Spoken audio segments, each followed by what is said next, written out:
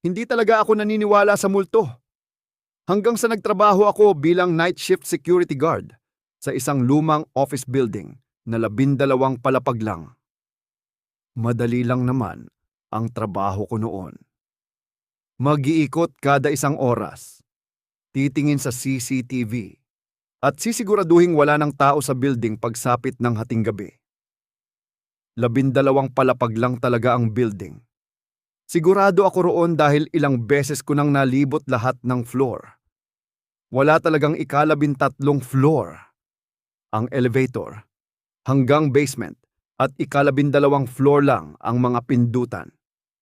Pero noong pangatlong linggo ko sa trabaho, may kakaibang nangyari. Eksaktong 3:00 ng madaling araw. Ding! Narinig ko ang tunog ng elevator. Agad akong tumingin sa CCTV, iniisip kong baka may janitor o maintenance na naiwan. Pero walang tao sa lobby. Unti-unting bumukas ang elevator. Walang lumabas.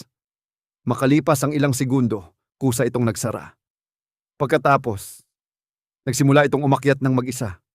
Ikalawang floor, ikalimang floor, ikawalong floor, ika-11 floor.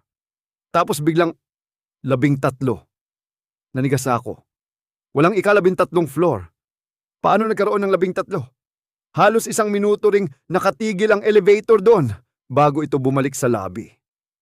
Kinabukasan, tinanong ko ang isa sa pinakamatagal ng gwardya.